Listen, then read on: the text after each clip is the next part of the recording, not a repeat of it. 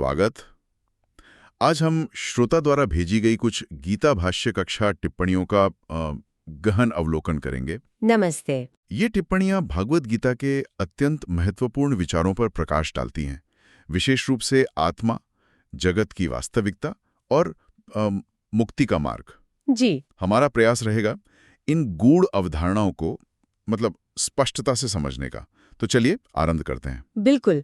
ये टिप्पणियां हमें गीता के श्लोकों को संभवतः आदि शंकराचार्य के भाष्य के आलोक में समझने में सहायक होंगी। अच्छा। हम विशेष रूप से आत्मा की नित्यता और देह या संसार की जो अनित्यता है उसके मध्य विवेक पर ध्यान केंद्रित करेंगे। हाँ, ये सत और असत का भेद। हाँ, सत अर्थात जो त्रिकाल में अबाधित है और असत अर्थात जिसका स्वरूप बदलता रहता है या जो मिथ्या है।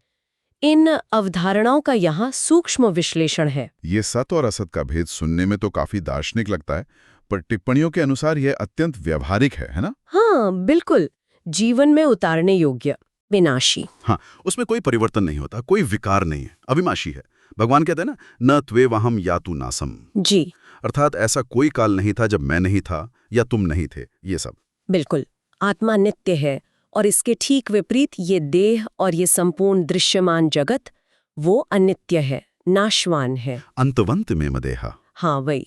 तो सत जो कि आत्मा है और असत जो कि ये परिवर्तनशील संसार, देह और हमारे सारे अनुभव हैं, सुख, दुख, शीत, उष्ण, हाँ। इनके भेद को यथार्थ रूप से जानना ही तत्वदर्शन कहा गया है। हाँ। तत्वदर्शी इस भेद को स्पष्ट रूप से जानते हैं। और श्लोक 2.16 नासुतो विद्यते भावो, वो इसी बात पर और बल देता है। हाँ, वो श्लोक तो अत्यंत महत्वपूर्ण है।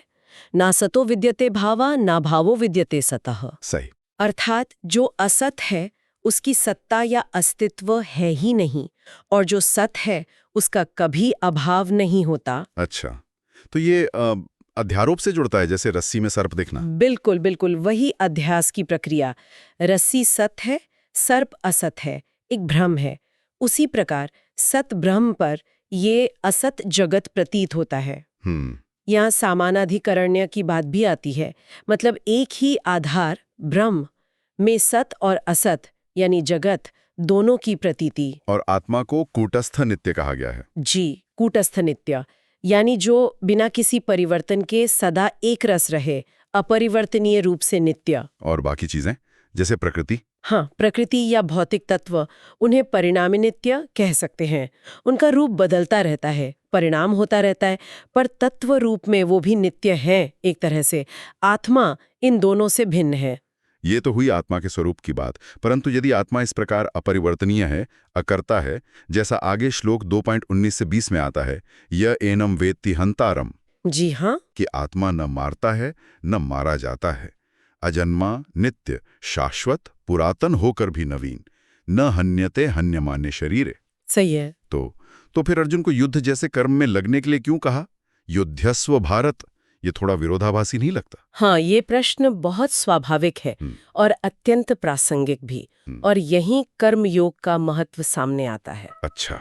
यदि आत्मा अकर्ता है तो कर्म क्यों करें? गीता कहती है स्वधर्म का पालन आवश्यक है। हाँ, श्लोक 2.31 और आगे। जी, क्षत्रिय के लिए युद्ध उसका स्वधर्म है, किंतु कर्म करना कैसे है? आसक्ति रहित होकर। वो प्रसिद्ध श्लोक 247। हाँ, बिल्कुल। कर्मण्यवाधिकारस्ते मां फलेषु कदाचन। कर्म करने में ही तुम्हारा अधिकार है, फल में कभी नहीं। मां कर्म फल हेतुर्भूर माते संगोस्त्व कर्मणि। सही। कर्म फल का हेतु मत बनो और अकर्म में भी आसक्ति न हो। इसी को समत्व भाव से करना, सुख दुख लाभ हानि में समान रहना, इसी को समत्वम योग उच्यते कहा गया है। ईश्वरार्पण बुद्धि से। हाँ, ईश्वरार्पण बुद्धि और फल को प्रसाद बुद्धि से स्वीकार करना, यही कर्मयोग का सार है। ज्ञानियों के लिए ज्ञान मार्ग और कर्मशीलों के लिए ये निष्काम कर्मयोग। और इन सबके मूल में टिप्पणियों के अंत में अविद्या की अवधारणा का भी उल्लेख है। वो केवल ज्ञान का अभाव मात्र तो नहीं है। नहीं, अविद्या केवल ज्ञान का न होना नहीं, बल्कि वो विपरीत ज्ञान है, एक तरह का भ्रम है। यही द्वैत और बंधन का मूल कारण मानी गई है। अनादि कहा गया है उसे। जी, अनादि, और ऐसी जिसे न सत कह सकते हैं न असत, सदस्धभ्याम अनिर्वचनीय। इसकी दो शक्तियां मुख्य हैं। आवरण शक्ति जो सत्य को ढक लेती है, जैसे रस्सी को ढक लिया। हाँ, और विक्षेप शक्ति जो उस ढके हुए पर कुछ और आरोपित कर देती है, जैसे सर्प। बिल्कुल। इस अविद्या का नाश केवल विद्या यानी आत्मज्ञान से ही संभव है। तो अंततः वो ज्ञानी, वो स्थित प्रज्ञ व्यक्ति कैसा होता है जिसने इस विद्या को पा लिया? श्लोक 2.55 से 58 में लक्षण है। हाँ, स्थित प्रज्ञ वो है जिसने मन में स्थित संपूर्ण कामनाओं का त्याग कर दिया है। प्रजाहाति यदा कामान सर्वान पार्थ मनोगतान, जो अपने आप में ही संतुष्ट रहता है। आत्मन्येवात्मना तुष्टः, दुख से उद्विग्न नहीं होता, सुख की लालसा नहीं रखता, और जिसके राग भय क्रोध नष्ट हो गए हैं। वीत राग भय क्रोधः, और इंद्रियों को समेट लेता है कछुए की तरह। जी, यदा संघर्यते चायम कूर्मोंगानीव सर्वशः, जैसे कछुआ अपने अंगों को समेट लेता है, वैसे ही वो अपनी इंद्रियों को विषयों से खींच लेता है।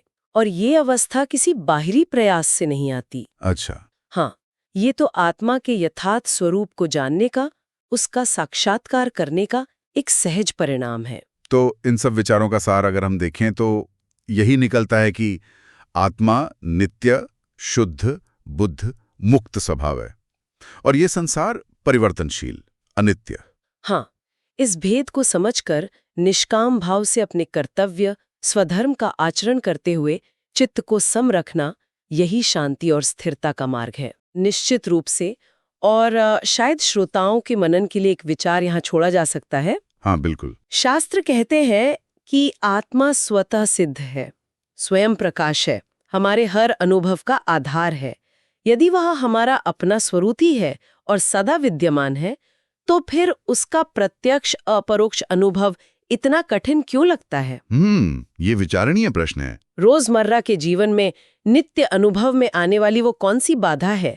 अविद्या की वे कौन सी सूक्ष्म परतें हैं, या हमारी कौन सी ऐसी दृढ़ मान्यताएं हैं जो इस स्वतः सिद्ध आत्म तत्व के सहज साक्षात्कार में व्यवधान उत्पन्न करती होंगी? इस पर विचार किया जा सकता है।